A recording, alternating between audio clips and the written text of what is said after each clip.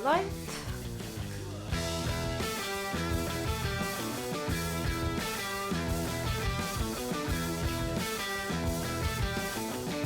I don't know why, but I like this one the most. Let me grab my cup of coffee and we can start. Hello, welcome to Ivanna's Norsk life.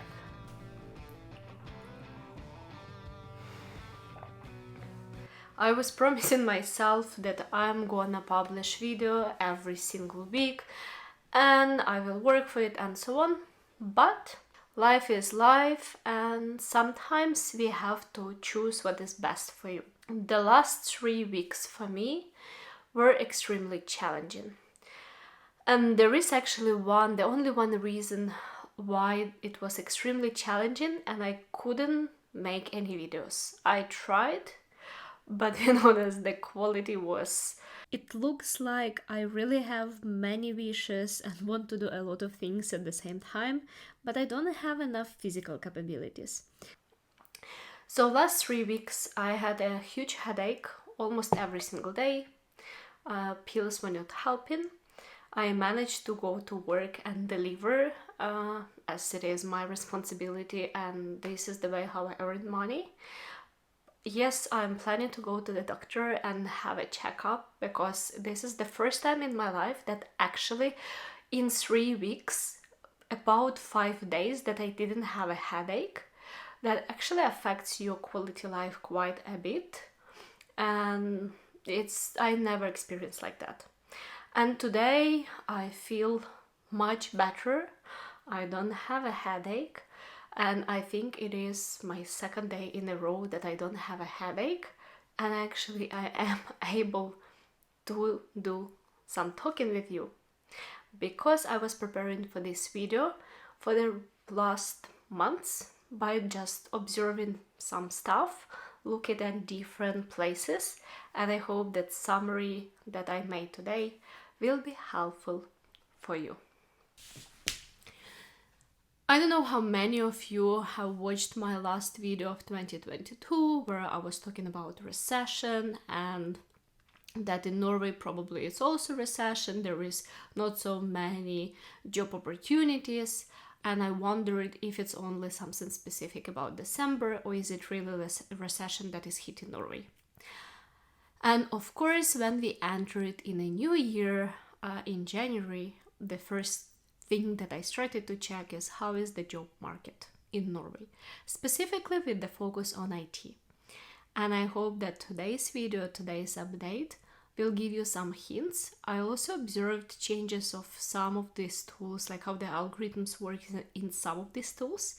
I will share this with you and hopefully it will help you to understand, do you need to apply for a job now in Norway?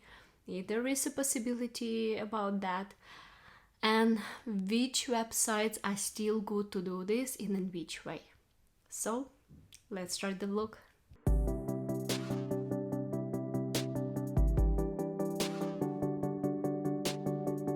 Let's sit a bit in a comfortable way because we will have a bit of a discussion. And of course the main discussion will be about job market in Norway and what to do. But I also want to start introducing something that is common to and it's interesting to see a discussion your thoughts on that. And it is related to and just my way of doing some things that I think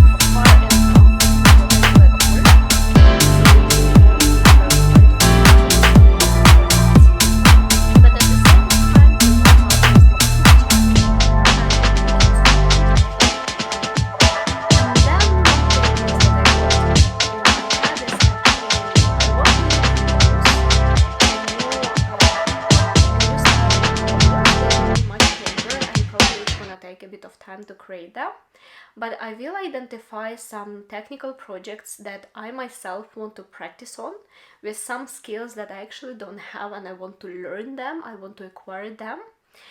And I want to share this journey with you from how do I start working with some project, some idea that I created, that I found in my head, actually not on the internet, how I came up with that idea.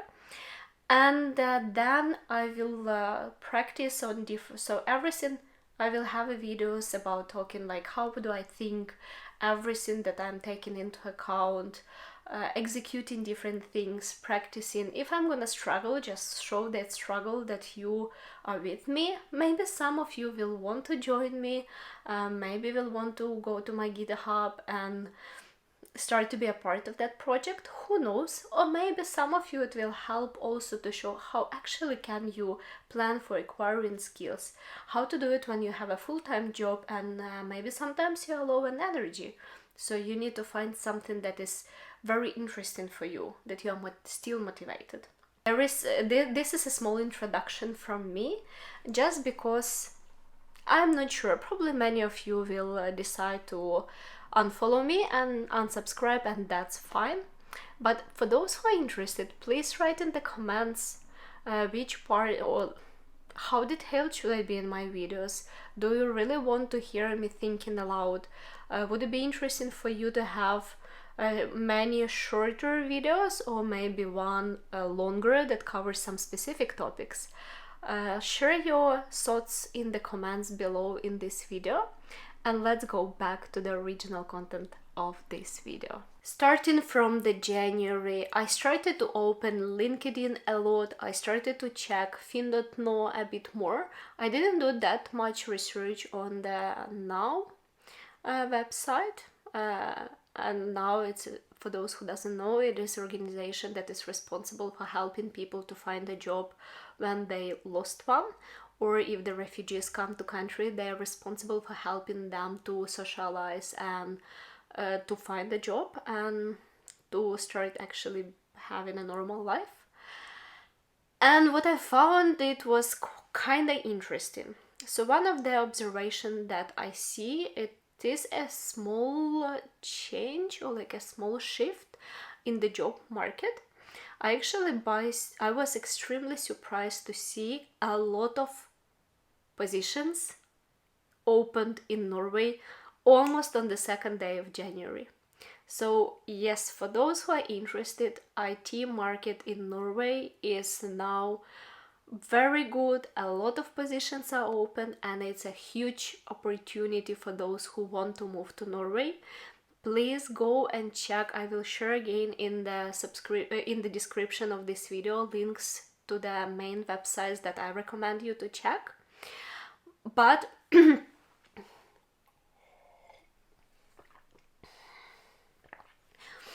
also what was interesting, that in the end of 2022, it was many more positions on data science.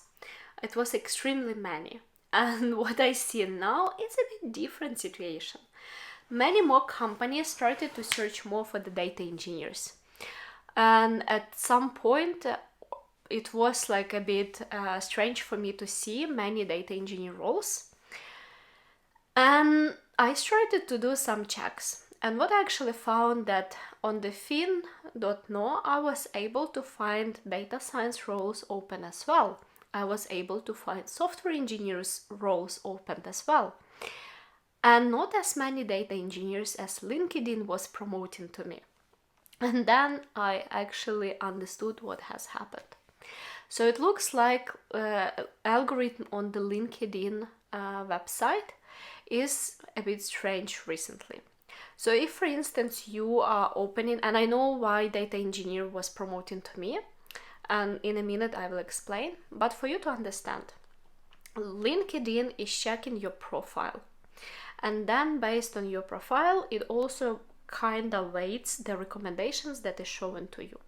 So even if you are searching, for instance, for data engineer, data analyst, data scientist role, but your profile doesn't match that well with that, it actually LinkedIn can decide not to show you many of the positions that are open, and show you something that LinkedIn thinks is relevant to you.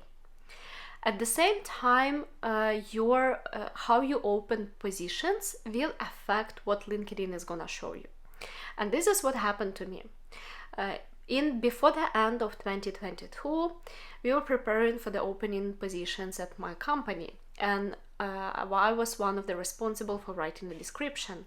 So I started to check out on the LinkedIn different descriptions for such positions, and this messed up extremely with my searchability on the LinkedIn. So LinkedIn decided that I'm interested in some specific positions that I was looking for, and before that I was searching for a bit of positions that could be relevant for my cousin, just to understand what is happening in the market and so on. So in total it messed up. So LinkedIn started proposing me very strange recommendations. At first they were not even a data engineer, they were not software engineer, and they were not data scientists. In some cases I was receiving data analyst roles, but in so many, I don't know, probably because of my profile, I started to get many like management role, project manager role, product owners or product managers. But I was a bit like, but my search is data scientist. I want to make a video on the data scientist job. Why in the world don't I have in my first 2 pages none of the data scientist positions?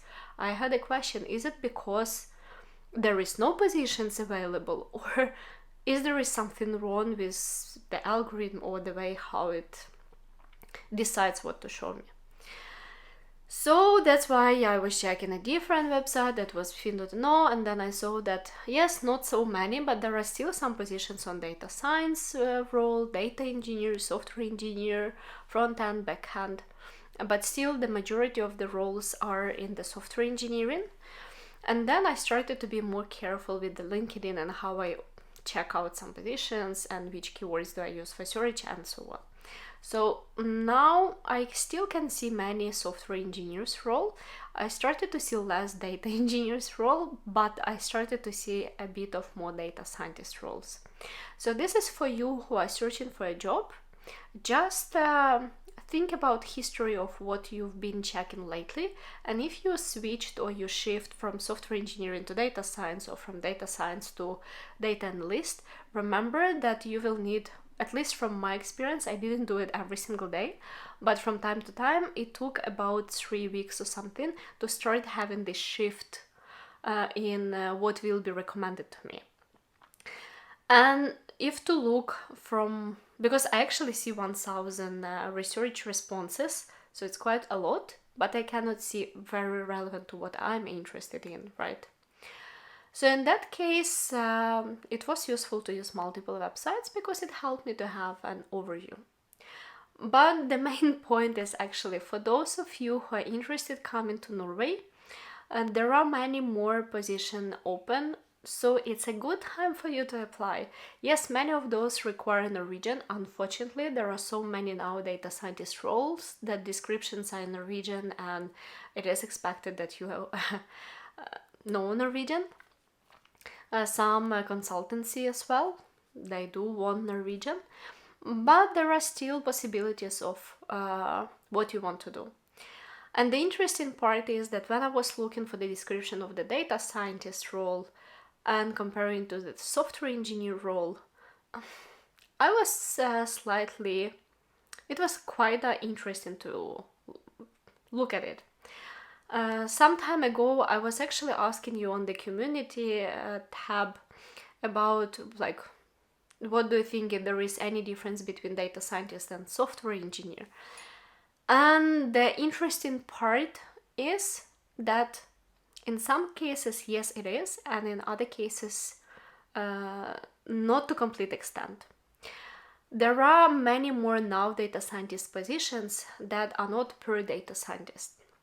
Quite often there is a need for data scientists that can do a slightly DevOps, or for data scientists, in DevOps I mean setting pipelines, doing Kubernetes, doing a bit of ETL work and so on. And at the same time, when I look on the or like some interest in the backhand side, because for instance, making APIs, someone can argue that it's a software engineering part of work, and in many cases it's actually data scientists who are also doing APIs. Not only software engineers are doing APIs. In data scientists, typically in Norway, it is either master or PhD level. Of course, if a degree, if you have a PhD, most likely company will be interested in hiring you much more if you just graduated from master in many cases, but also depends what is your direction in PhD, what is the direction of this master. So it's many what if. But at the same time, when I looked on the software engineer, of course, in majority of the cases, it's nice if you know, if you have a computer science degree, and it requires much more knowledge on the algorithm side, on the data structures, and so on. But in some cases, for data scientists as well, knowing data structures and algorithms will make you a much greater data scientist, because from what I've seen as problems, sometimes domains do require a very creative way of solving problems, and to be creative you need to have much wider knowledge skill set. And maybe some of the domains are not that I don't know, like I have a Norwegian word for that, krevende. It is that require a lot, but those that are very complex and they require a lot of thinking and figuring out some very novel, interesting ideas. For those, actually, more you know, the better your ideas will be and quicker you will be able to move. So, going back to the conclusion, please apply now. It's a great time, it's a great opportunity for you. Don't miss it, go for it. And I hope that you are interested in the possible change of my content, because it doesn't mean that I will not cover topics that I was covering before, but it means that I will focus much more on technical skills and how to acquire them without putting any additional cost to that, how to do it for free at home. And maybe some of you will gain some knowledge by going through this process together. Thank you for watching until the end. I wish you all good health, no headaches, and see you next time. Bye!